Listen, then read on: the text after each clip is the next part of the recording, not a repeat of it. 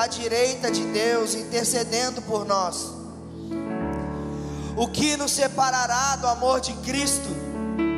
Serão aflições ou calamidades, perseguições ou fome, miséria, perigo ou ameaças de morte?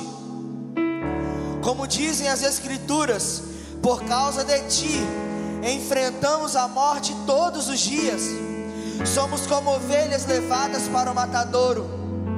Mas apesar de tudo isso, somos mais que vencedores por meio daqueles que nos amou. Eu estou convencido de que nem morte, nem vida, nem anjos, nem demônios, nem o que existe hoje, nem o que virá no futuro, nem poderes, nem altura, nem profundidade, nada em toda a criação jamais poderá nos separar do amor de Deus revelado em Cristo Jesus, o nosso Senhor.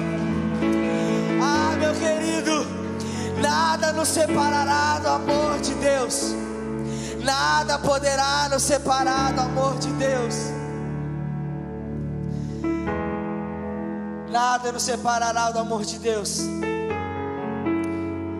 Será que você pode dizer isso para o seu vizinho, para a pessoa que está do seu lado? Diga a ela: nada te separará do amor de Deus.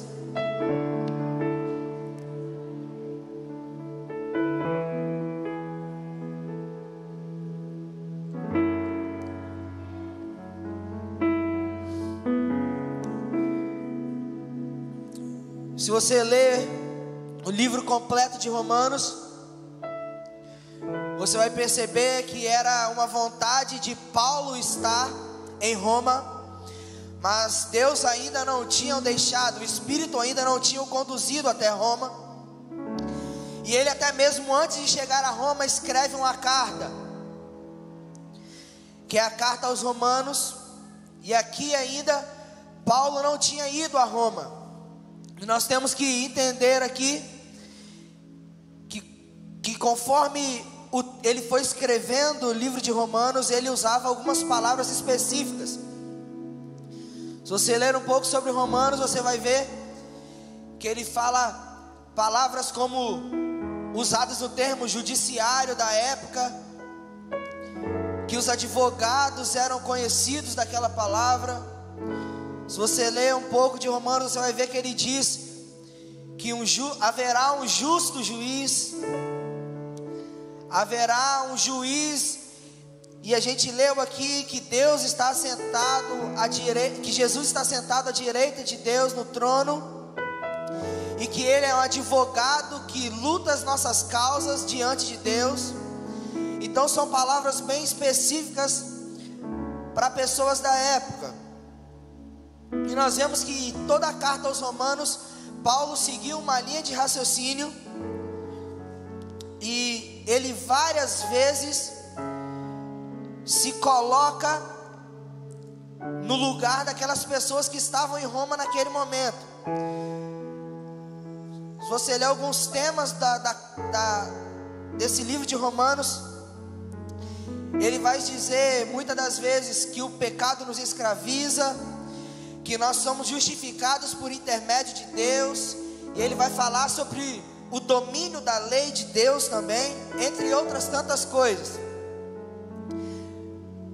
Mas como eu falei no começo em meus devocionais, Deus tem ardido essa palavra no meu coração, e Ele me direcionou a falar nessa noite sobre o amor ilimitado de Deus. No final do capítulo 8, no versículo 31, que foi o que a gente leu, Paulo nos faz algumas perguntas retóricas, que as respostas dessas perguntas nós encontramos no capítulo 4 até o capítulo 7. E depois de Paulo falar sobre esse amor ilimitado de Deus, depois de Paulo escrever mais algumas coisas além do reino de Deus, sobre as leis de Deus, sobre os domínios das leis de Deus, chega no capítulo 8, Paulo meio que vai dar um resumo de tudo que ele falou, e ele faz algumas perguntas.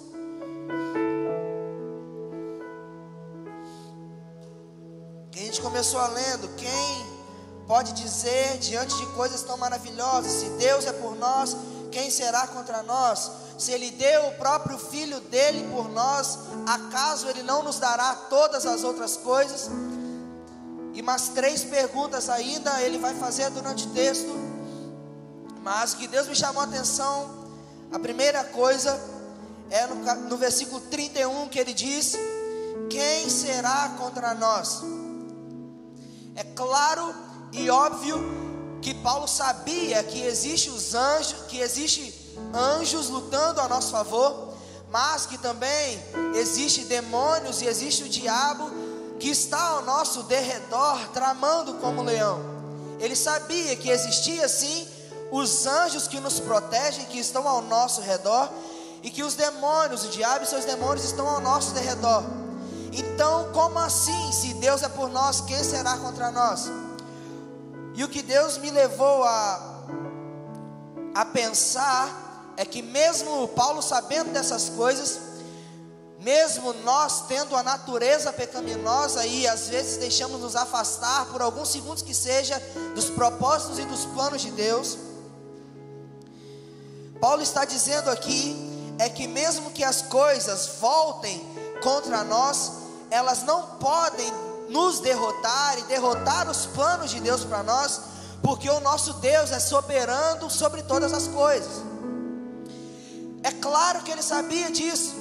O diabo está ao nosso derredor, mas ele também sabia que o nosso Deus, o Deus que fez com que ele se tornasse Saulo para Paulo, ele é um Deus soberano, ele é o Deus poderoso, é o nome que está acima sobre todo principado e toda potestade.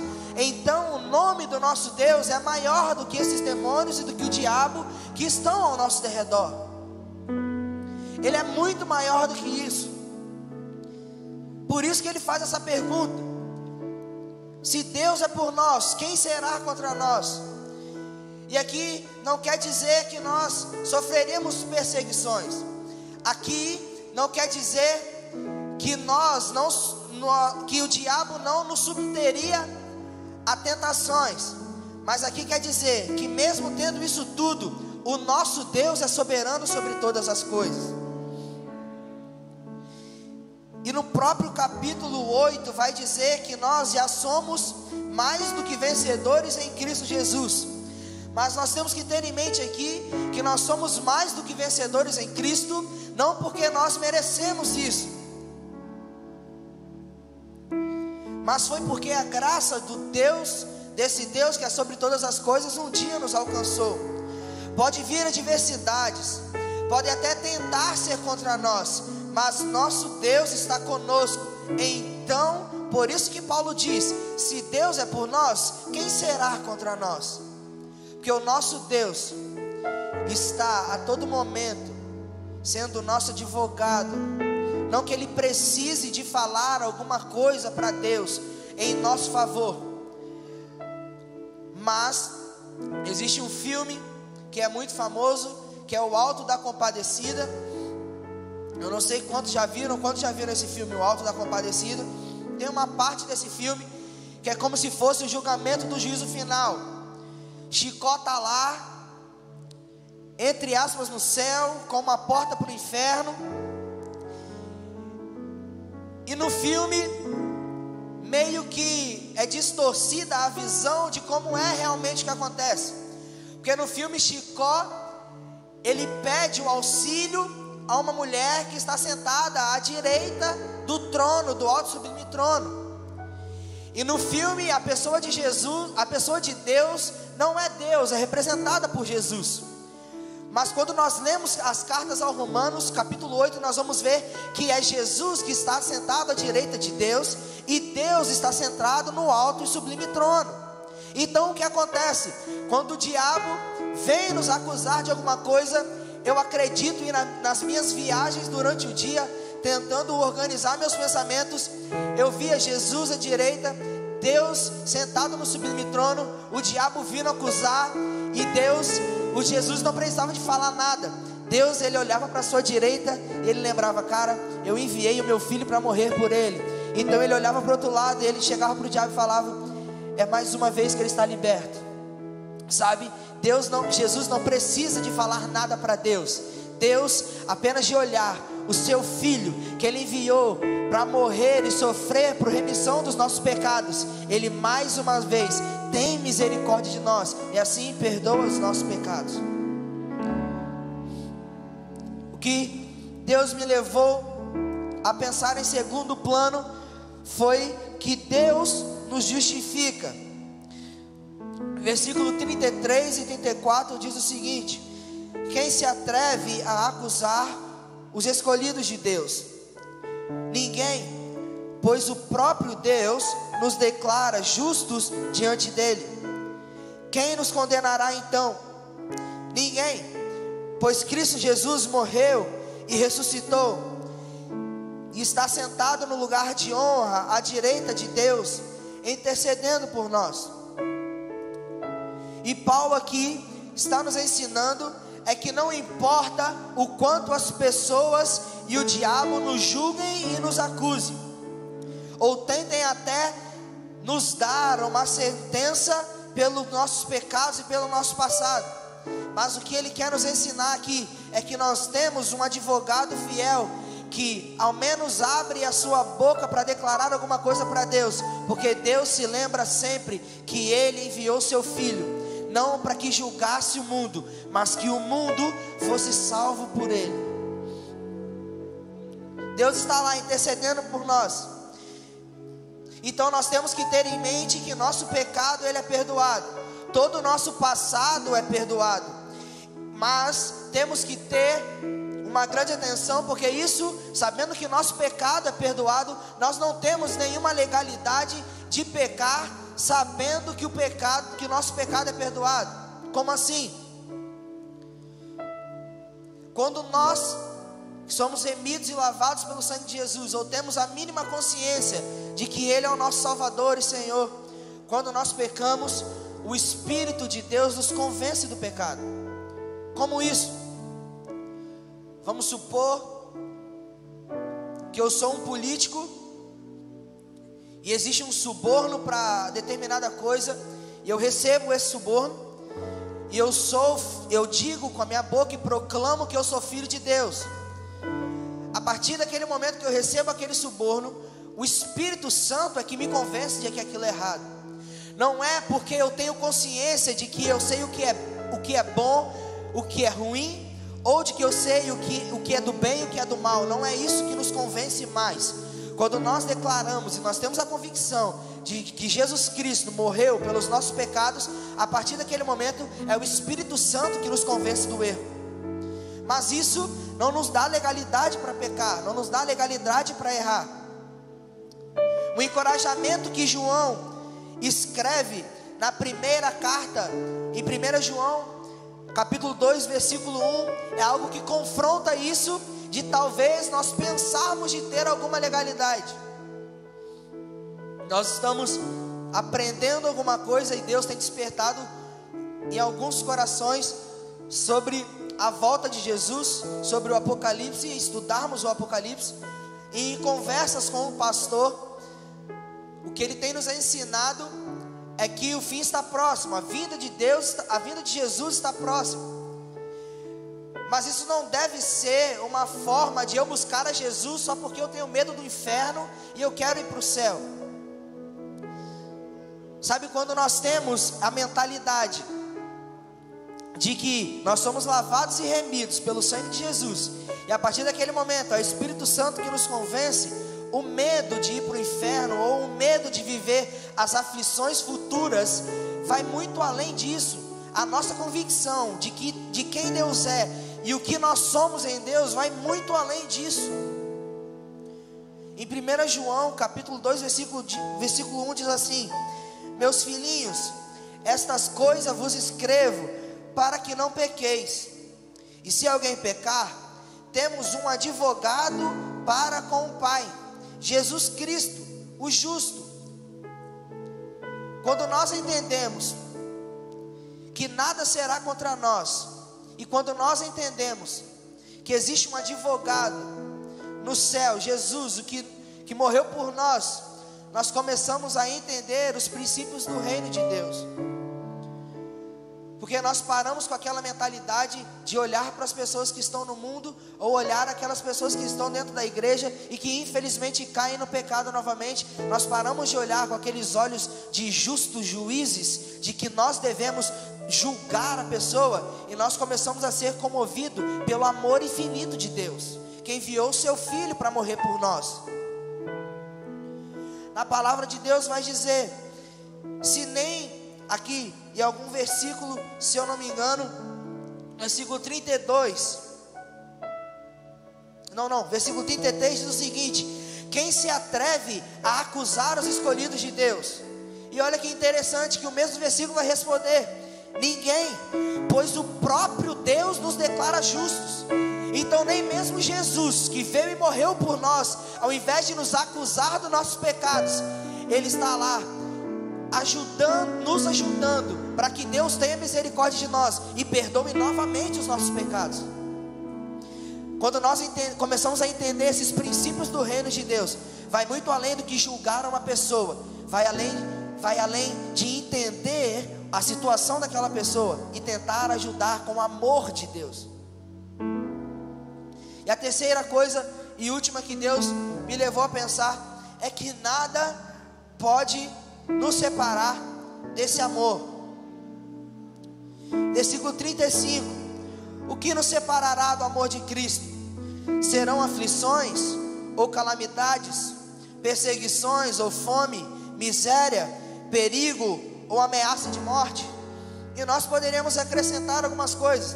Será a pandemia? Será a instabilidade econômica? Será o desemprego? Será um familiar que eu brigo com ele todo dia? Será um familiar que não conhece a Jesus como Salvador? O que pode nos separar do amor de Deus? O que pode te separar, me separar do amor de Deus? E essa pergunta ecoou a minha mente um dia todo. Eu pensava para mim mesmo: o que será que pode me afastar do amor de Deus? Porque aqui Paulo dá uma lista de coisas, mas no meu dia a dia, o que mais pode me afastar do amor de Deus, pode me separar do amor de Deus? Será que uma adversidade no meu emprego? Será que uma adversidade dentro da minha casa? Será que uma adversidade comigo mesmo? Será que eu tenho enfrentado lutas comigo mesmo que tem feito com que eu me separe do amor de Deus?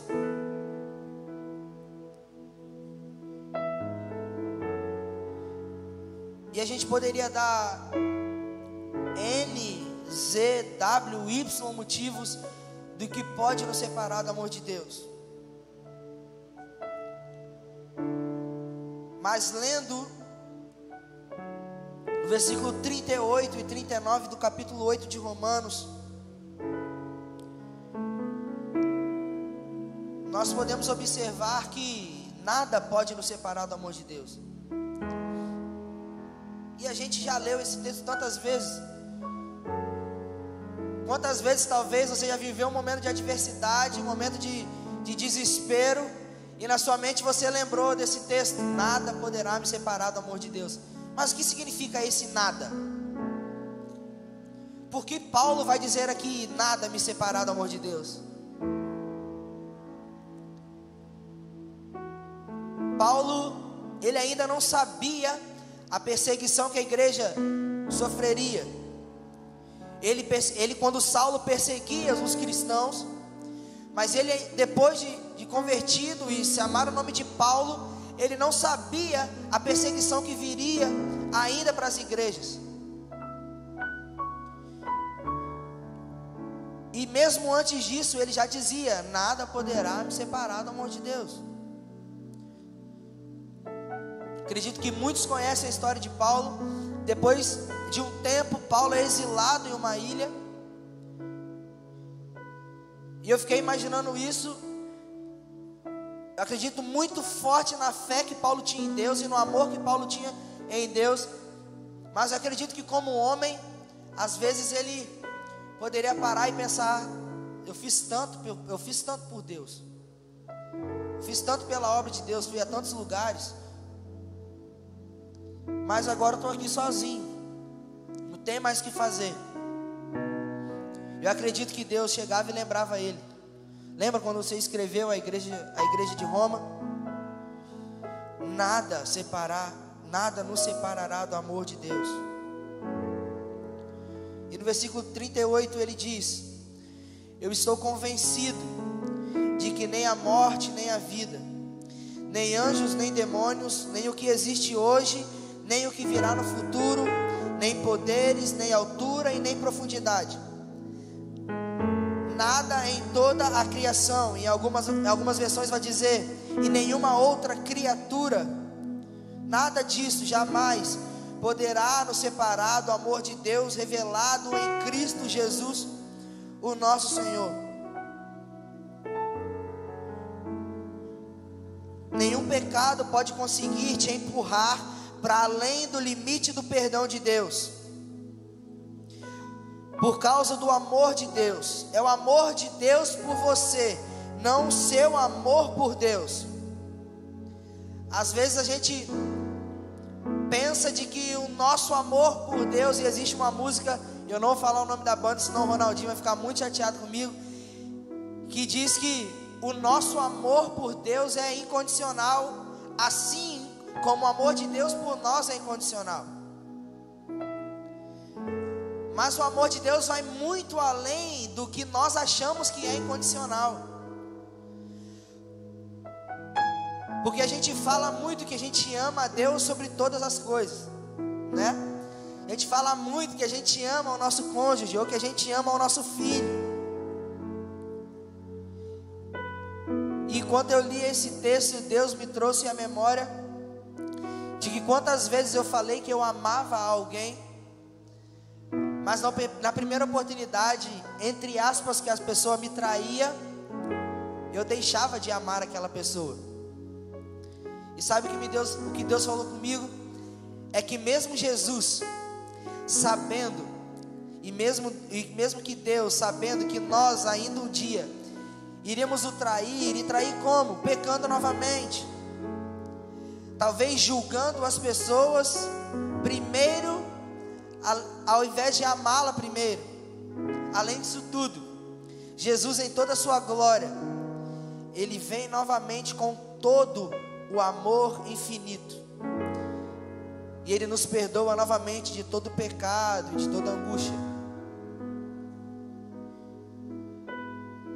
Jesus chega na última ceia, e Judas estava na ceia, e mesmo Jesus, sabendo que Judas o trairia, o que Jesus fez?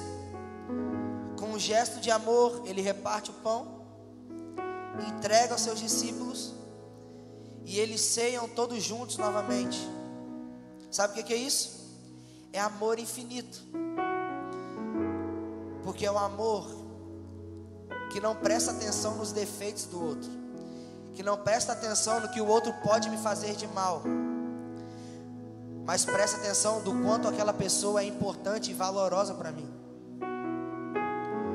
1 Coríntios vai dizer que o amor é paciente, é benigno, não quer o mal.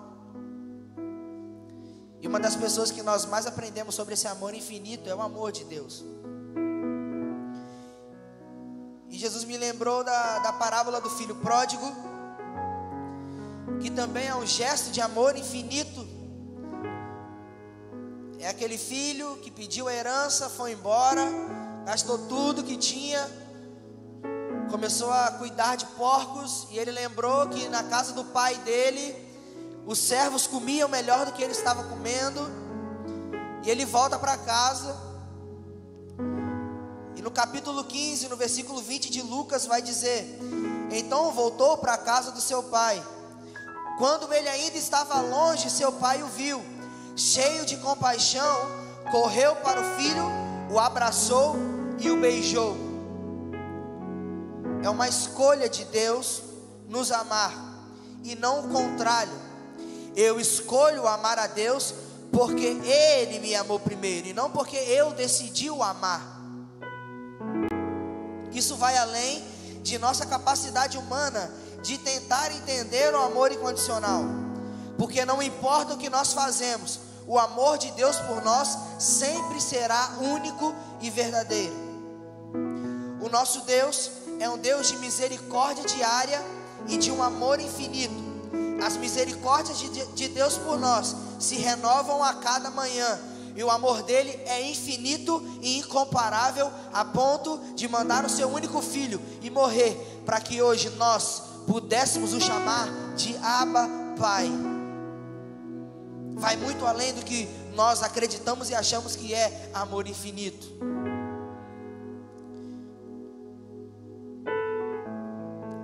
E a conclusão que eu chego disso tudo, e que Deus me levou a pensar, é de que Jesus nos ama, e isso deve nos bastar. Por muito tempo eu achei que eu precisava de algo a mais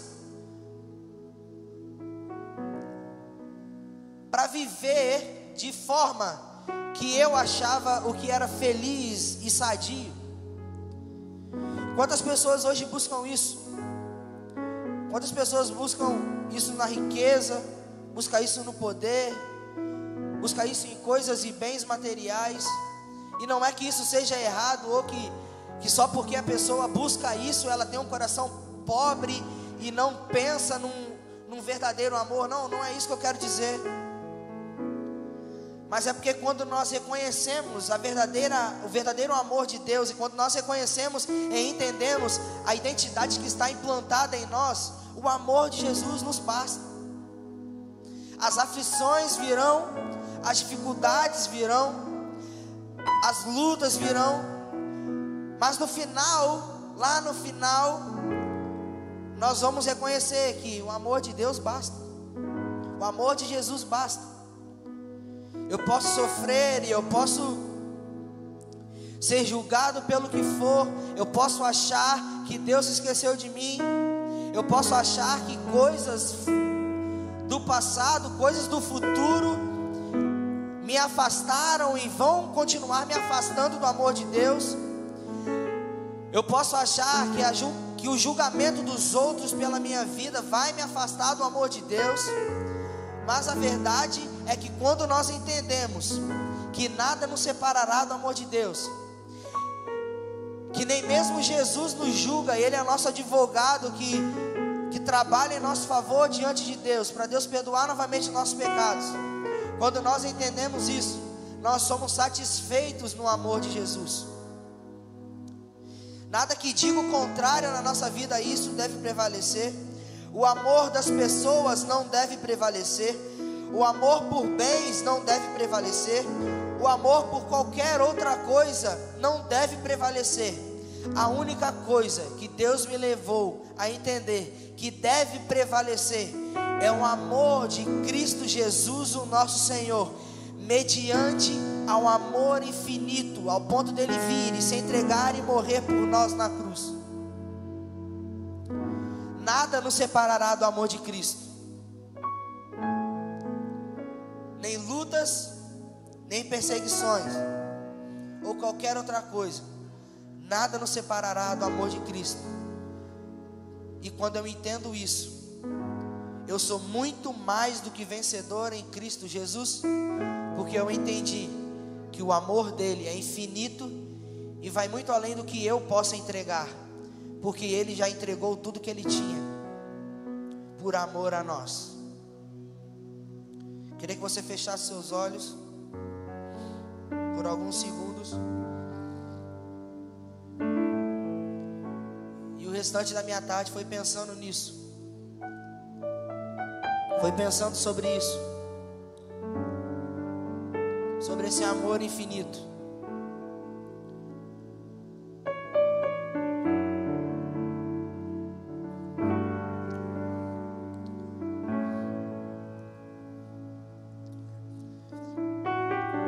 E é chegado um tempo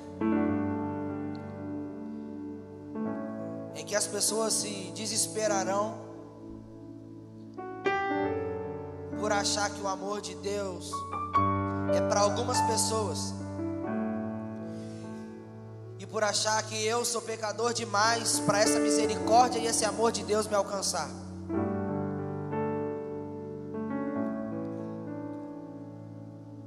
Mas o que Deus me levou a pensar e o que Deus me levou a aprender é que nem mesmo nossos pecados nos afasta de Deus, porque as misericórdias se renovam a cada manhã, e o amor de Deus é infinito e independente do que eu posso dar a Ele.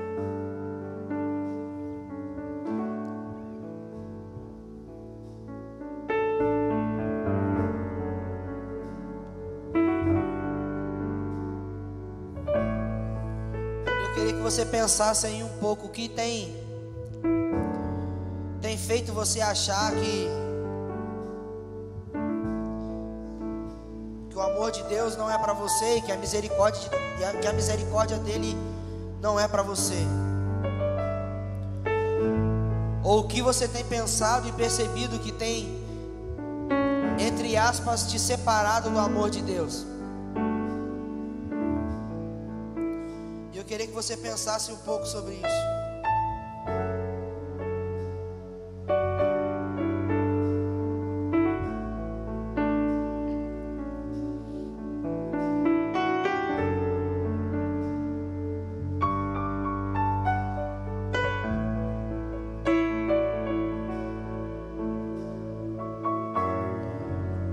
Enquanto nós cantamos essa canção,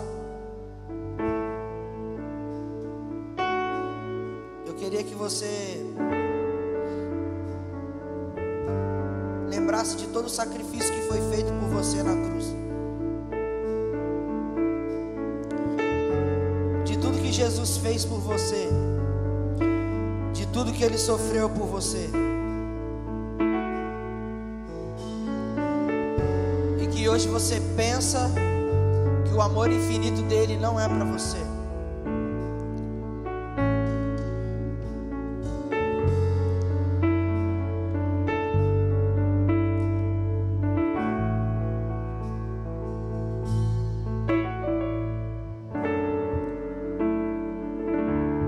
Eu não mereço tua misericórdia, mas tu vieste de longe,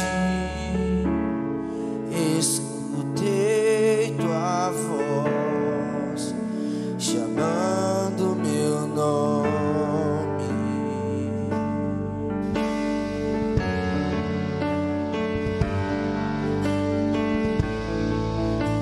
Deixou tudo que tinha pra perdoar o mundo pecador. Deixou tudo que tinha pra perdoar o mundo pecador.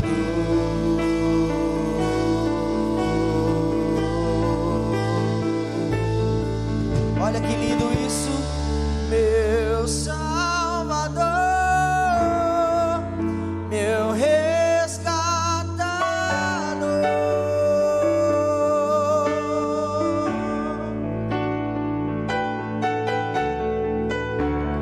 Redentor, livraste a mim. Será que você pode se colocar de pé e cantar essa canção conosco?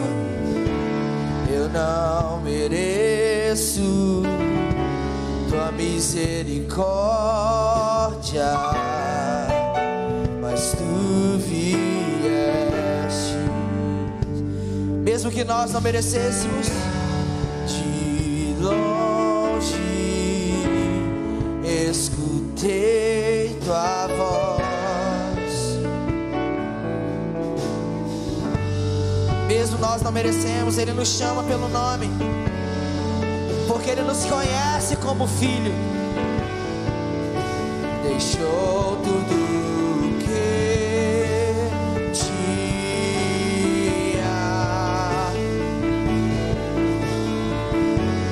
E um dia ele deixou toda a sua grandeza, ele deixou os céus, e como obediência ao seu Pai, ele desceu e morreu por nós. Na cruz ele perdoou todos os nossos pecados, não porque a gente merecia, mas porque ele é um Deus bom, mas porque o seu amor é infinito, mas porque sua misericórdia se renova. Deixou tudo que tinha pra perdoar o mundo. Ele deixou tudo, deixou tudo que tinha pra perdoar o mundo. Aumente o volume, cante. Deixou tudo que tinha pra perdoar. Aumente o volume da sua voz e cante. Deixou tudo que tinha pra perdoar o mundo pecador.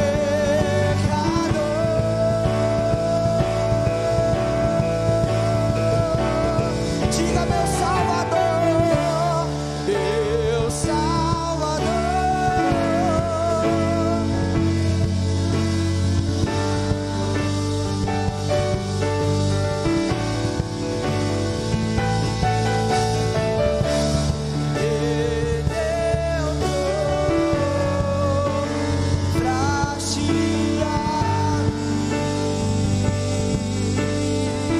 Você pode erguer suas mãos aos céus e cantar: meu Salvador, meu Salvador.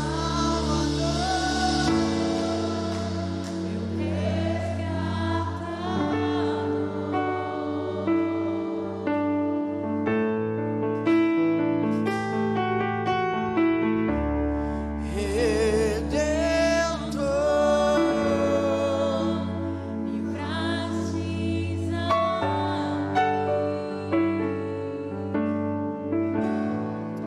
Sim, Jesus, nós somos tão gratos a Ti. Nós somos gratos porque o Senhor nos conhece pelo nosso nome. O Senhor nos ama tanto que o Senhor nos conhece pelo próprio nome. E o Senhor nos ama tanto que enviou seu Filho para que hoje nós pudéssemos te chamar de Abba, Pai.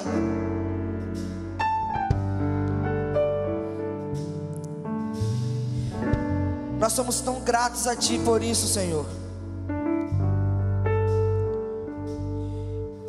E nós concordamos com Paulo quando ele diz que nada nos separará desse amor. E em nome de Jesus, que nós possamos entender esse real amor, o amor que lança fora todo o medo, o amor que nos perdoa de todos os nossos pecados, o amor que apaga todo o nosso passado, o amor da pessoa que a misericórdia se renova toda manhã. Que nós saiamos daqui entendendo esse amor, e que nós possamos entender que esse amor não é porque nós merecemos, mas é porque o Senhor que nos escolheu amar. É o Senhor que nos escolheu primeiro. E assim como o Senhor me fez entender isso, eu clamo para que o Senhor faça meus irmãos entenderem isso, que não depende de nós, que não vem de nós, é tudo do Senhor. É o Senhor que nos dá esse privilégio.